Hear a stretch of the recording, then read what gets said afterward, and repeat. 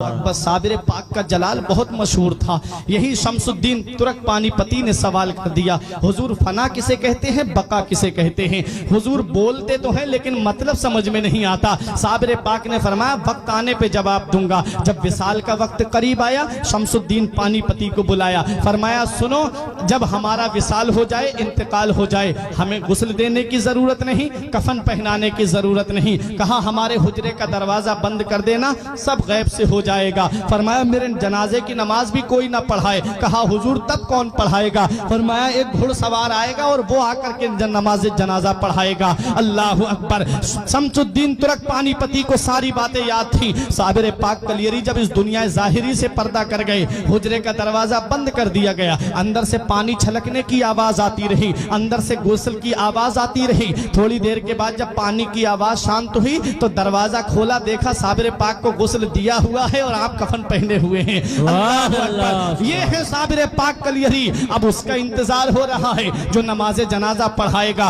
बड़े बड़े औलिया लाइन में लगे हुए हैं, बड़े बड़े औलिया सफ में लगे हुए हैं, अपने वक्त के जय्यद उलमा सफ में लगे हुए हैं, मुरीदीन सफ में बांधे खड़े हुए हैं। शमसुद्दीन पानीपती से किसी ने कहा अरे नमाज जनाजा तो शमसुद्दीन पानीपती ही पढ़ाएंगे, क्योंकि सुबह भी साबिर पाक के साथ में रहे, दोपहर को भी साबिर पाक के साथ में रहे, शाम को भी साबिर पाक के साथ में रहे, खलबत में साबिर पाक के साथ हैं, जलवत में साबिर पाक के साथ हैं, सफर में साबिर पाक के साथ हैं, हजर में साबिर पाक के साथ हैं। हर वक्त साबिर पाक के साथ जो रहे, जिसे साबिर पाक बड़ी मोहब्बत फरमाए, उसे शमसुद्दीन तुर्क पानीपती कहते हैं। कहा यही तो नमाज जनाजा पढ़ाएंगे। तब शमसुद्दीन पानीपती ने कहा मैं नमाज जनाजा नहीं पढ़ाऊंगा, बल्कि मेरे पीर का ये कहना है कि एक घुड़सवार आकर के मेरी नमाज जनाजा पढ़ाएगा।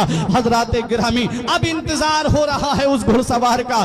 दूर धूल उड़ती हुई नजर आई। जब वो धूल करीब आई तो देखा कि घुड़सवार है, चेहरे पे नकाब पड़ी हुई है, मुसल्ले नमाज जनाजा पे खड़े हुए और नमाज जनाजा पढ़ा करके सवारी पे सवार होकर के जब चलने लगे, और जब घुड़सवार की सवारी थोड़ी बड़ी, तब शमसुद्दीन तुर्क पानीपती ने दामन पकड़ के कहा आपको पता है किसकी नमाज जनाजा पढ़ा के जा रहे हो?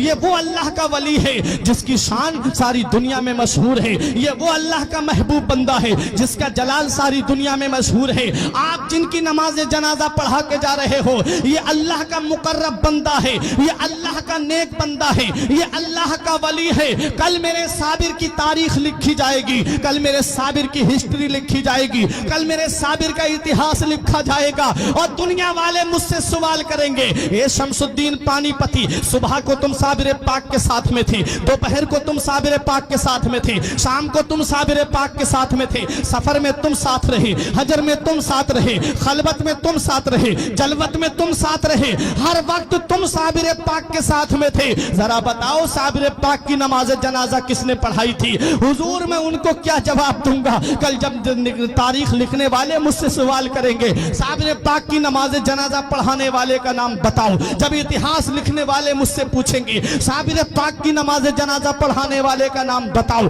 तब मैं उनको क्या जवाब दूंगा? जब अदीब अपनी अपनी तारीखों में लिखेंगे तब मैं उनको क्या जवाब दूंगा? हुजूर या तो अपना नाम बता दीजिए या चेहरे से नकाब उठा दीजिए ताकि मैं चेहरा देख करके पहचान लूं। तब हम शमसुद्दीन पानीपती के सामने घुड़सवार ने जब चेहरे से नकाब उठाया तो पैरों तले की जमीन निकल गई, आंखें खुली की खुली रह गई। कहा हुजूर मैं ये क्या देख रहा हूं? हुजूर चारपाई में कौन लेटा है और मेरी निगाहों के सामने कौन खड़ा है? तब मेरे साबिर कलियरी ने जवाब दिया ए शमसुद्दीन तुम भूल गए, तुमने मुझसे पूछा था कि फना किसे कहते हैं और बका किसे कहते हैं। अरे तुमने मुझसे पूछा था कि फना और बका किसे कहते हैं। ये जो चारपाई में तुम लेटा हुआ देख रहे हो इसे फना कहते हैं और जो साबिर तुम्हारे सामने खड़ा है इसे बका कहते हैं। पता चला कि जो चारपाई में लेटा है वो रूहानी रूह का जलवा है, اور جو صابر کلیری سامنے کھڑے ہیں اسے روحانیت کہتے ہیں، اسے روحانیت کہتے ہیں۔ روح الگ ہوتی ہے، روحانیت الگ ہوتی ہے۔ جسے روحانیت کا مقام ملتا ہے وہ لوگوں کی امداد کرتا ہے، جسے روحانیت مل جاتی ہے وہ لوگوں کی مشکلیں دور کرتا ہے، جسے روحانیت مل جاتی ہے وہ جب جہاں ان کا چاہنے والا پکارتا ہے وہ وہاں پہنچ جاتے ہیں۔ تبھی تو میرے غوث نے فرمایا تھا نظر تو الی بلاد اللہ جمعہ کا خردلۃ علی حکم اتصالی، میں اللہ کے تمام شہروں کو ایسے دیکھ رہا ہوں جیسے کوئی اپنی ہتھیلی پر رائی کے دانے کو دیکھ رہا ہو۔ یہ کیا ہے؟ یہ روحانیت کا جلوہ ہے۔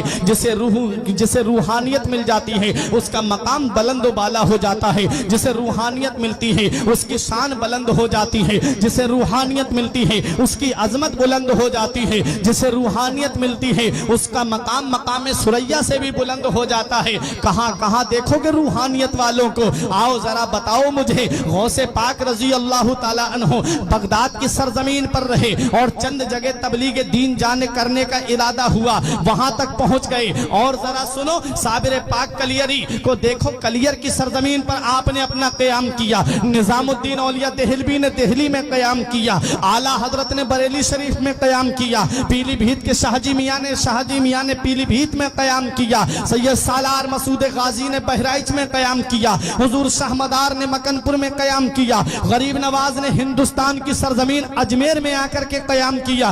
پورے ہندوستان میں تو نہیں گھومے تھے یہ اللہ کے ولی، غوث اعظم چند مقامات کے علاوہ پوری دنیا میں تو نہیں گئے تھے۔ صابر پاک کلیری کلیر اور اس کے چند مقامات کے علاوہ پورے ہندوستان میں تو نہیں گھومے تھے۔ نظام الدین اولیاء دہلوی دہلی اور چند مقامات کے علاوہ پورے ہندوستان کا تو سفر نہیں کیا تھا، لیکن پھر وجہ کیا ہے کہ آج پوری دنیا کے کونے کونے میں ان کا نام ہے، دنیا کے ہر گوشے میں ان شخصیتوں کا نام ہے۔